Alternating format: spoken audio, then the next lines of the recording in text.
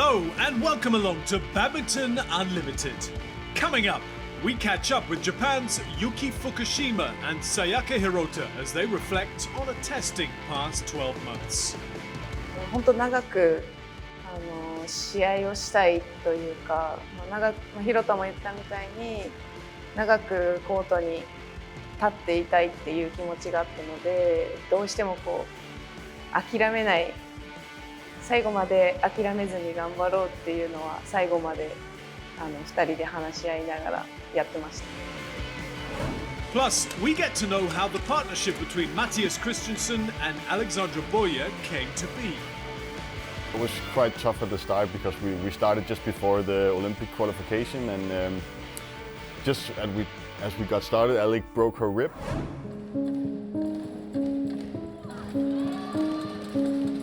オリンピック1ヶ月前に全日本合宿の方で練習中に怪我をしてしまって、オリンピックは1ヶ月ちょっと後に迫ってたので、どうしても自分が出たいっていうふうに言って、コートには立たせてもらいました。One of the celebrated shuttlers at Tokyo 2020, Sayaka Hirota won the hearts of fans worldwide, playing in her Olympic debut with a heavy knee brace due to a torn ACL. Determined not to miss this rare opportunity of competing at home on badminton's biggest stage, Hirota underwent intense rehabilitation for a chance to fulfill her lifetime dream. オリンピックは2人としてもやっぱり目標にしてたところでもありますし、やっぱりどうしても出場したいってコートに立ちたいっていう気持ちが大きかったので、怪我をして 100% の状態ではなかったんですけど、それでも4試合戦うことができたのも本当にいろんな方のサポートがあってのことだったので、そこで試合ができたことは本当に幸せだったなっていうふうに思います。Fukushima and Hirota had given many years of hard work to not just qualify for their first Olympics, they had done so in the best way possible, entering the competition as the world number ones and top seeds.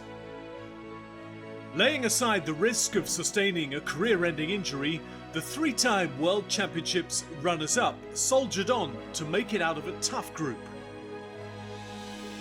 勝ち負けよりも1分1秒でも長くコートに立ってたいなっていうふうに思って試合をしていて、すごく振り返ると楽しかったなっていう思いが一番にあって、その楽しかったっていう思いが自然と2人で笑顔だったり楽しめてる試合だったんじゃないかなっていうふうに思います。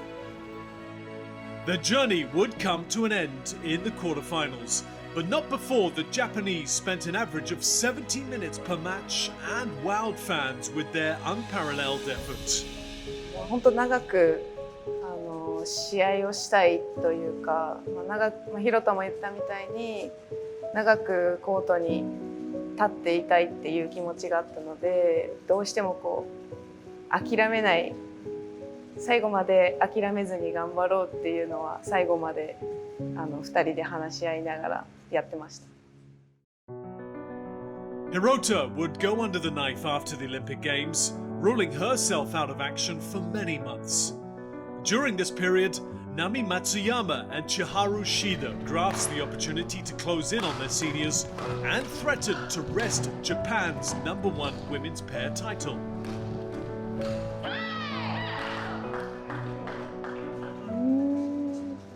そういうのはあまり私の中ではあまり思わなかったですし、な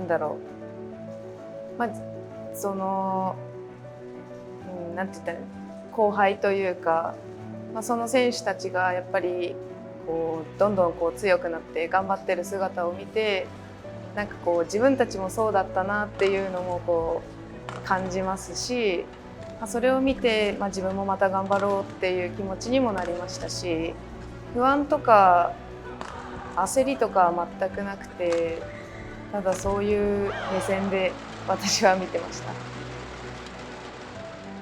7 months after her knee surgery, Hirota made her comeback at this year's All England Open. And with a runners-up finish at the recent Indonesia Open, these three-time Super 1000 title holders are well and truly back, looking forward to another shot at Paris 2024. 全英オープンで復帰戦をすることができて、1回戦で負けてしまったんですけど、でもすごく長く試合もできましたし、内容的にも復帰戦としてはいい内容だったんじゃないかなと思いますし、久しぶりに福島先輩とコートに立つことができて楽しかったなって思います。確かに日本人のダブルスというか女子ダブルスは、層が厚いなっていうのは感じますけど、まずはやっぱり広田とのダブルスとしての形がまだできてないので、広田が 100% になってない状態ではあるので、まずはパリというよりは目の前のことからしっかり取り組んでいきたいですし、まずそこの広田のパフォーマンスが上がってきたところで自分たちがどれだけフクヒロとしてのパフォーマンスができるかっていうのがすごく大事になってくると思うので、まずはそこを目指して、何が必要かと言われるとわからないですけど、まずそこがないと戦っていけないと思うので、そこをまずしっかり準備していければいいなと思います。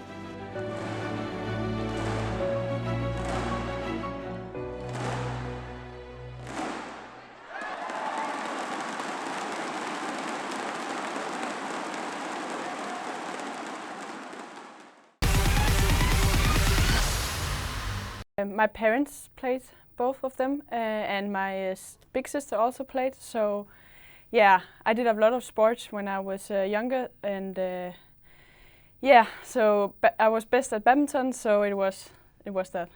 That's a bit different.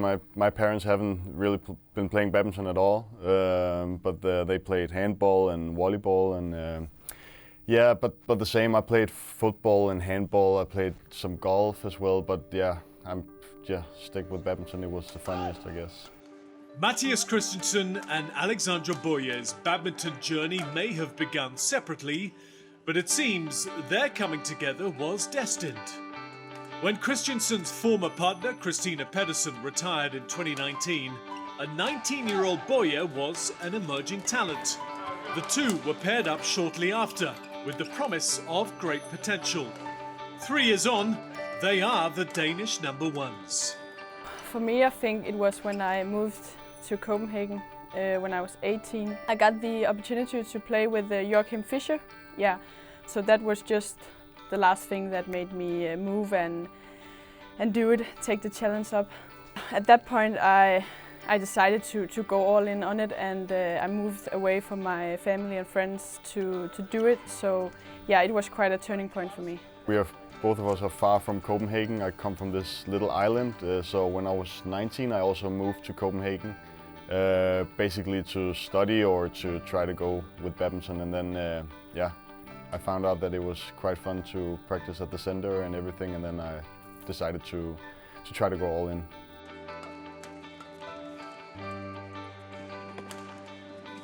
We started playing because I played with Christina Pedersen, and she stopped her career, and I think at that point they were looking for a new partner for me maybe, and we had some talks with the coaches and everything, and we were quite certain that Alexandra and I should play. And yeah, I was not playing with anyone at that time. No, you didn't have a partner. I played a little bit with Fredrik Sigard, and yeah, but not like we weren't partners, just for a couple of tournaments. And yeah, it was quite tough at the start because we started just before the Olympic qualification, and as we got started, Alec broke her rib, so we didn't really have good enough practice period because yeah, Alex had an injury. And we were starting just as the Olympic qualification began, and it was really tough, and all the pairs were playing well and they were playing a lot, so we had a quite tough start. But we got into it, and yeah, slowly getting better and better, I think. In the beginning, it was very tough for me to filling out these big shoes from Christina, and yeah, they've done some playing very well, did some very nice results, and yeah, it's quite tough to come back from that. But now I think we're like, now it's just us and not we're talking about you and Christina's results. Now we also talk about our results, so that's nice.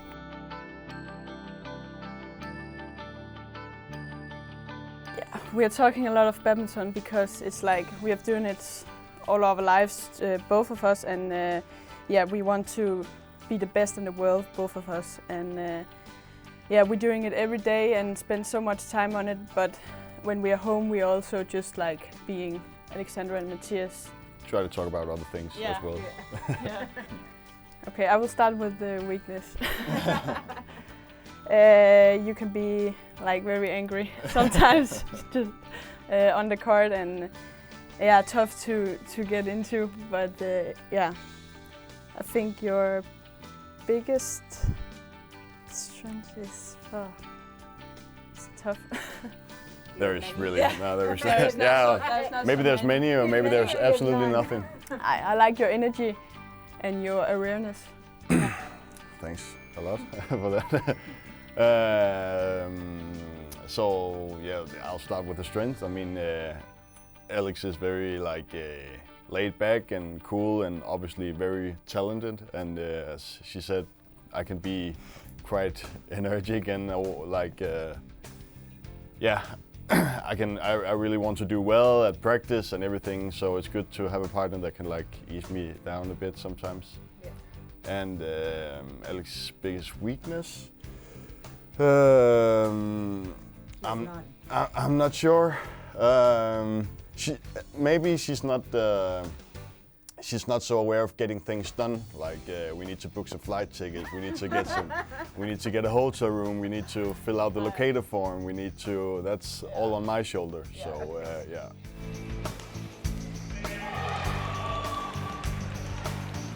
I think we got some like.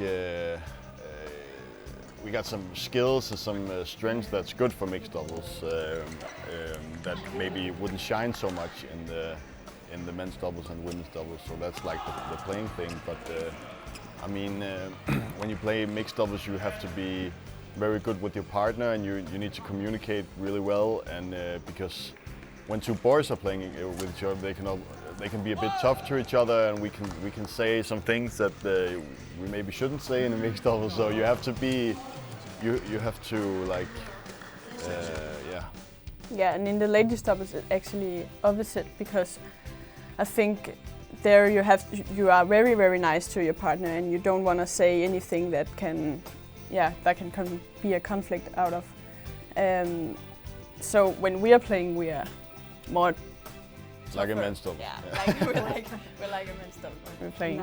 Yeah. For me, it has been like that for many years. I can't, my body can't take the two disciplines, and I'm not that good anymore in men's doubles either. So I'll just stick with the mixed doubles.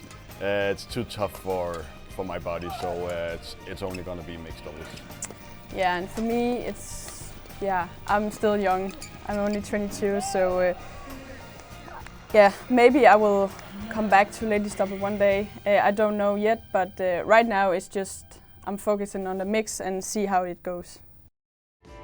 It's time for a quick break here on Badminton Unlimited. But when we come back, we have some fun with Team India players and test their badminton knowledge. I don't know. I don't know. Oh, no, do not ask me. Plus, there's more from Mathias, Christiansen and Alexandra Bøje as they look back on a milestone 2021.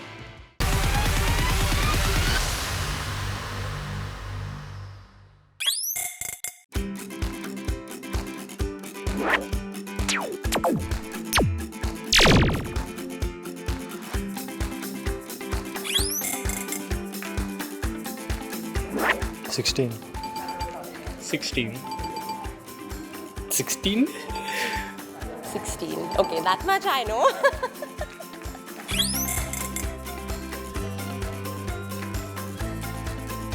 Goose. Goose feather. Goose. Goose feather. I'll take a guess. Right wing. Left. Left, I guess. Yeah, I don't know if it's right, but yeah. 44 by 20. I don't know. I don't know. Oh, no, do not ask me.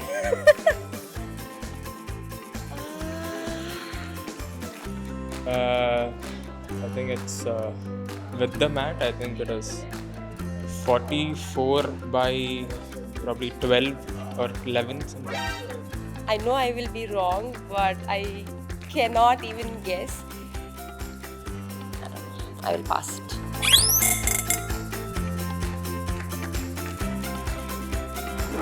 I don't know all these measurements. I'm too tough here. Feet. I think it would be 1.5 feet. I don't know, approximate. 44 feet, so it should be. So it should be around, say, 4.5. 6. Okay. How far away from the service line? I guess 2 meters. Okay, close. Tough one. I don't know. Can't guess. 5 centimeter or meter.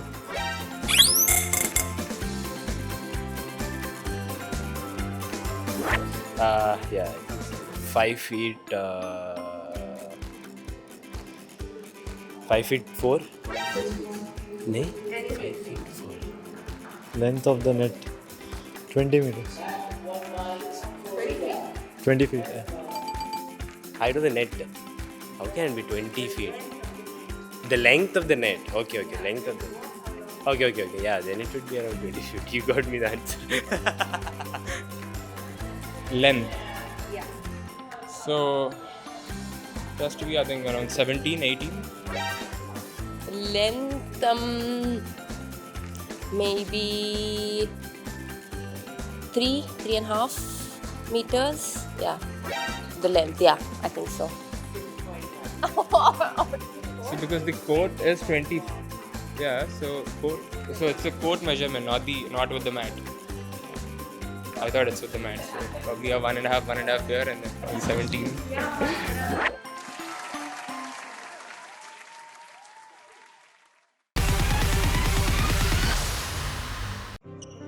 When Mathias Christiansen and Alexandra Bøje partnered up in March 2019, qualifying for the Tokyo 2020 Olympic Games was one of the big targets.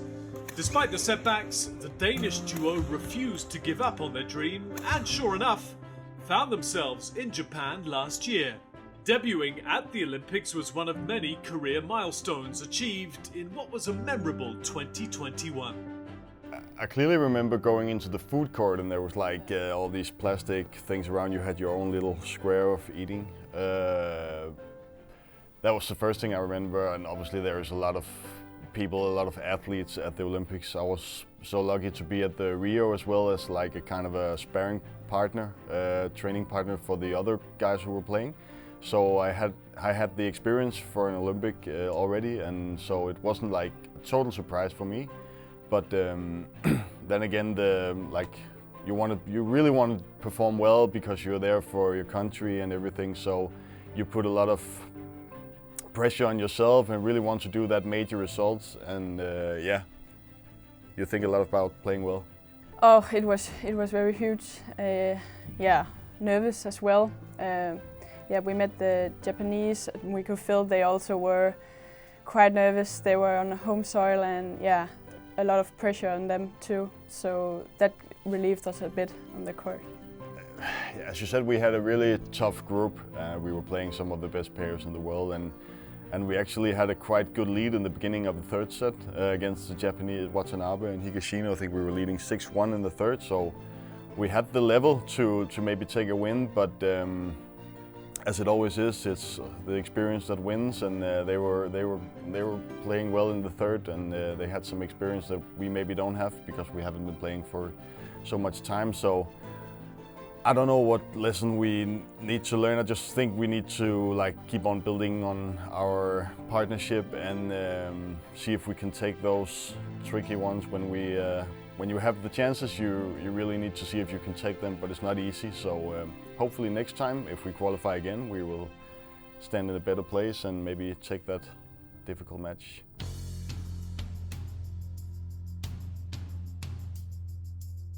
Actually, we started out very bad in the first one against Lebar and Grønja Sommerwell. Yeah, I think we lost the second one, and we were behind in the third one, and we were just looking at each other and was like, now we're just playing because we will lose anyway. Come on. And suddenly we just felt a little more relaxed and yeah, we came out as a winner. Don't know if it was luck or what it was. Yeah, after that we have done that a couple of times, but we have been playing really bad in the first round, and then it was okay, yeah, we just need to try, and then it just slowly gets better and better, and then we find our game and obviously the confidence, and then we were playing really well. Oh yeah, we played them in Indonesia some years ago before that, where we actually won, but Tangense was playing very well in France, and yeah, we know they are a world-class pair. But I think we were very good in the service situation, and we was good to using the court, so get the lift down behind him and step forward in the defense. Yeah. I think if we knew that, then we had a better chance of winning. I mean, I think we have, for each time we have tried to put down a new plan or some new things, but they also got the overhead over us. They have beaten us maybe 5 or 6 times, so I think they have a good confidence playing against us. But obviously we need some physical strength, because you need to play for at least an hour or so, and it's very tough because their defense is so strong and they get so many shuttles back. So we need to work really hard. That's the first thing, and hopefully some other small things that I don't want to spoil too much. Yeah. So let's see. Hopefully we'll get a win over them in the future. Oh, it's a huge result for us. Yeah, it was just very nice to that Mathias could play a final with me and not with just Christina. But yeah, it was a huge tournament, and yeah, the atmosphere and the crowd was so nice there. Yeah, when I'm looking back, I'm just smiling. It was a really nice experience.